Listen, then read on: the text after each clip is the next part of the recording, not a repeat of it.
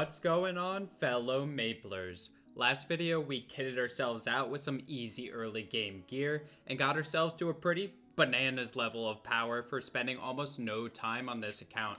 This video, I will focus on preparing you for clearing weekly bosses, Chaos Zakum, all the way through Chaos Vellum by conducting some more targeted account development. There's 3 things we're looking to do before we stomp these bosses. The first and most important is getting roughly 90% IED. I made a short video explaining why this stat is so important. Regardless of how much you played, I'd highly recommend you watch it to easily think about how IED works. However, it's not really necessary if you just want to follow my guided progression. The second thing we'll be doing is unlocking Legion, an account-wide progression system based on your total character level, and lastly, acquiring critical buffs that will make you way stronger for these early game bosses. So let's dive right in. There are 2 things that are going to be slightly time gated, so let's cover those first. You'll want to join a guild, which you may access through the guild UI mapped to the G key. Guilds are massive for the social aspect of the game, but there are also a lot of benefits to being in a guild. The main one we are looking for right now is the guild skill buffs. There are 4 different skills that a guild can level, which boost boss damage, IED, damage, and critical damage. Many guilds will advertise the skills they have and any requirements for joining. For example, this guild notes it has 15-0-15-15, which is the highest level for the 1st, 3rd, and 4th skills in the respective order I mentioned. Apply to multiple with friendly messages and look for ones that welcome new players. After getting accepted into a guild, there's a 24-hour delay on the ability to use guild skills, so do keep that in mind. Also, many guilds will require you to complete Culvert. This is just a DPS test entered through the guild content screen that takes a few minutes to complete. You'll want to do this weekly if it is a requirement for your guild, because leaders may limit your access to the guild skills if you don't. That's really all you need to know about guilds for now. The second thing you'll want to do is participate in whatever ongoing event is currently running. Most events are composed of similar systems that will help you massively with account progression, offering various critical resources, buffs, XP boosts, all while you simply kill mobs around your level or complete various minigames. The event ongoing right now is called History's Origin, and you can access it through the event UI. To participate, just go through all the cutscenes and dialogue with Tails the Librarian and surrounding characters to access several different pieces of content. The one we're looking for at this moment is the Book of Forgotten Festivals. This book will have 2 progression paths, Basic Research and Advanced Research. Basic Research is just a daily check-in, and Advanced Research can be completed after clearing mobs near your level. Basic Research gives you insane amounts of rewards, including 3x XP coupons, nodes, honor XP symbols, and most importantly, points towards the Aswan Shamaness blessings. This is a nice UI from the event where you can spend those points on important stats, including Ignore Enemy Defense. I'd recommend you use the points towards at least 4 levels of IED, which is a few days of check-ins. Then you can spread them across other useful stats like boss damage, critical rate, or really just whatever your account is looking for. And look at that, a pretty significant source of IED with no real effort invested yet. Continuing with improvements to our IED, another just as easy source is to make sure your hyperstats are set up for bossing. You get multiple presets, simply use one for mobbing and one for bossing. In the bossing hyperstat tab, you can level up IED, gaining 3% per level. I went to level 8 for another 24% IED, and spread my other points amongst critical damage, and boss damage. And that's most of the easy sources. Now you need to put in a little bit more effort for each upgrade. To do that, we'll start working towards unlocking Legion and Link skills. Legion is unlocked at total level 500, and Link skills are unlocked at level 70, 120, and 210 on new characters. We will develop towards that 500 goal by selecting useful Link skills for IED. The first character you will want to make is Ho-Young. But before you do that, make sure you transfer over some 3x XP coupons from the event we just started and Mesos in order to significantly speed up this process. Create your new Ho-Young, go through the tutorial and take your supplies out of storage, and then participate in yet another amazing event which will quickly progress you to level 100. Participate in the 0 to 100 event through the event UI, then fly through the levels and job advancements using your boosted XP coupons until you're level 100. The event NPC will also give you little gift boxes containing gear to use as you go. From here, I would train on Star Force maps. So spend a little bit of mesos to get up to level 5 Star Force across your items, then start killing blood harps accessible through the Maple Guide until you reach level 110 to 115. Make sure at level 101 you start the event quest, History's Origin, so your kills count towards the advanced research of the ongoing event we talked about earlier in the episode. Also, when you find a rune on the map, you can use that and quickly teleport to Zakum to get a normal clear for a couple levels. When you start to get a bit stronger, you can move to Ghost Pirates if you're able to comfortably kill them until level 120.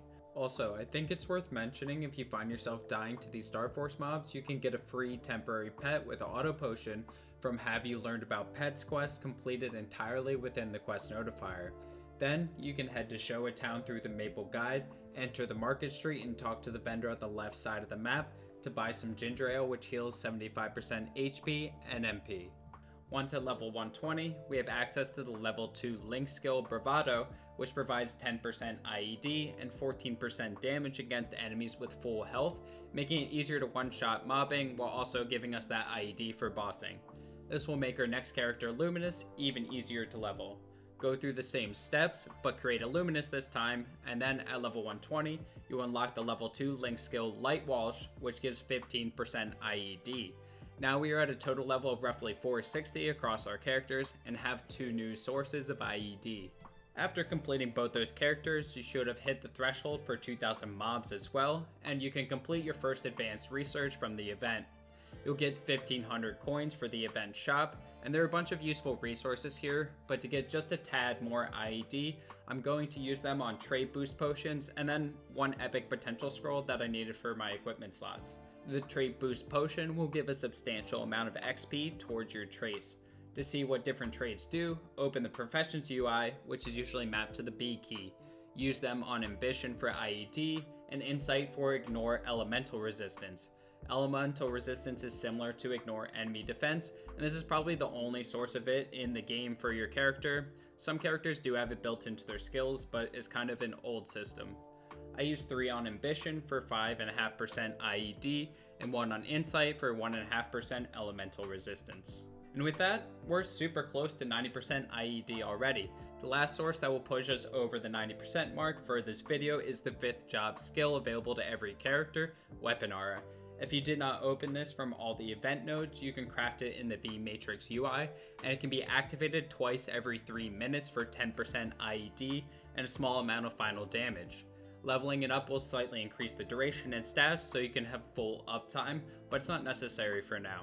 While we're here, I cleaned up my tri-nodes from the first video. I learned that you can custom create a tri-node, so I made my missing nodes and made sure each critical skill was covered twice. Leveled them up, then disenchanted all the remaining tri-nodes that will never get used. Also around this point, I hit the 6th reward from basic research and got 10 experienced node stones. I use this to level up my primary 5th job skills to get additional damage from my burst. And with that, we're pretty much all set with our V-Matrix. We are super close to unlocking our Legion, so I'll create my second hyper burning character and final one for this video, Shade. It took me about an hour to get him to level 200, and a similar point to my main character as shown in the first 2 videos. Shade is also capable of clearing many of the daily bosses and can bring in more mesos each day to my account because of how far progressed it is from the events. It's pretty much my first boss meal. And now that he's level 200, I have more than enough total level to unlock the Legion system. Go to any town and talk to Dame Appropriation to learn about the Legion and artifact systems. This will unlock a grid screen in the Legion UI. You can assign your characters to the grid to get bonuses from the grid. Your character will gain more blocks based on its level, and its shape will be depending on the character type, like Warrior or Thief. I assign them to attack as it's the best stat available to me at this time. The board does expand later, but it's going to be a while until we get there. You'll notice on the bottom right of the UI, we now have that plus 12 attack grid bonus, but also member bonuses. Each character has a different member bonus when assigned to the grid, the most important one being the 5% critical damage from getting Shade to level 200. Also, if we go to the Artifacts tab, you will notice these little monsters. This will give us some bonuses to all stat and attack. These can be modified to different stats and leveled up, but we don't have access to most of the resources to change these until we start bossing and mobbing a little bit more. Wow, we're already quite yoked out for a noob, And there are still several buffs we can get fairly easily. The first is you may have noticed while you were grinding across characters, mobs dropped little cards of themselves. Transfer these over to your main character, and to access the system that uses them, there should be an icon on the left side of your screen to learn about familiars. Then you can access the UI from your equipment tab, use the familiars in your inventory, then identify their abilities in the setup tab. I'll go into more detail in a later video, but you can get 15% IED lines and some other useful abilities just from common cards dropped by low level mobs. I didn't get that lucky, but I did manage to find one that provides a little bit of critical rate, which is nice. You can equip it, then summon it by utilizing the Summon Familiar skill from your Skills tab. Next, you can complete a 5-minute quest, the Glimmerman's Call, which will have you talk to a series of NPCs. Once completed, you can buy Sayrum's Elixir and Aurelia's Elixir, which gives you a ton of buffs that were normally acquired from other classes' skills when bossing with them in a party. I would highly recommend using these for more challenging fights. After that, you can swing on over to the guild UI again and claim the G-Reg support. This will give you several blessings of the guild to use, which provide an attack buff. Then go to the Monster Park shuttle, talk to Spiegelman, then use the portals on the right to go to the Monster Park near your level. This will have you clear a few maps of monsters to then receive that day's reward box. You'll also get a pretty significant amount of XP, and this is a great way of training on your characters. You can clear up to 2 times a day for free across your account, but can buy additional runs for mesos in the cash shop to clear up to 7 times a day. Opening these boxes will give you coins. If you go to Laku, in his special inventory, he has several useful potions, including attack and weapon speed potions, that will give us additional damage output. Lastly, there's one more system we can develop for some easy improvements that I haven't covered yet. Go to the Stat UI and open up the Ability tab. You should have lots of Honor XP at this point if you have not upgraded these. If you have, you can also get 500,000 Honor XP from the medals given out by the 3rd stamp in Basic Research from the event. You can get 3 presets for this. I would recommend, if you get a decent setup, to move on to another preset until that one is better, so you don't end up with something lackluster by re-rolling over the same one. In this system, just re-roll for a chance to rank up to Unique and then Legendary. There are many good stats to find here. For mobbing, I would look out for meso and drop rate, and for bossing, I would look out for boss damage, buff duration, attack, or damage, as well as drop rate. You can lock a skill if it's useful and roll the other boxes as well, but the cost goes up. The cost also goes up as it ranks up. I got extremely lucky and got a 19% boss damage and 7% damage when attacking enemies with abnormal status, which is really easy for Aran to inflict. I also got meso and item drop on another preset, and item drop and crit rate on my last one, which is all pretty good mixtures depending on the situation. And now, we are finally ready to obliterate these bosses. To start, we will just work our way up from Chaos Zakum through Chaos Vellum. But wait, there's more. Always start your runs at Chaos Zakum because the tryhards of MapleStory like to sit in their sweat-soaked chairs so that you can fame them before clearing bosses. So go in and fame one of the level 275 plus characters and you will receive another large buff to attack. Now we're actually ready, so use all your buffs, go in the portal, and stomp your bosses. And from here, I think it's easiest if I give you general tips on these bosses because they're almost identical in how you execute them. Then make individual videos on each boss, so if you're struggling, you can learn the mechanics and see most of the kills played out there. So, my tips for these bosses. For all bosses except Magnus, ignore everything happening in the room and watch your character's feet and the boss's body. Almost all the attacks that will kill you will have hitboxes displayed on the floor, or be telegraphed by bosses itself. Your number one goal is survival. Just focus on slight movements and surviving while attacking to whittle down the boss. Outside of this, most classes will have a bind skill, but if you don't or that skill has a long cooldown, you can also get access to Urda Nova in the V Matrix. This is another bind that can be used on bosses. Binds will stop most mechanics and make it so you can use all your heavy hitter 5th job skills without interruption. There is a slight cooldown after using it on the boss itself. Next, for many of these bosses, they will face left or right.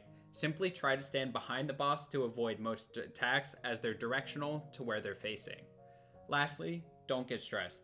It's just a 2D mushroom game, and one that's pretty simple to play. Don't overcomplicate it, and don't worry if you die out. Just keep at it, most of the bosses will feel like a joke after some practice. Also, just to slide in one last upgrade, if you are participating in the item burning event, when you clear Chaos Zakum and subsequently Vellum, you can unequip your challenger gear and complete these stages of item burning for additional upgrades to your gear. After clearing all the bosses, you will receive the weekly boss crystals and your first major boost in income. And that's about it. You're now well into the early game bossing, and we are generating most of our necessary resources to focus on leveling and investing into our gear in the next episodes. Thanks for watching. Until next time.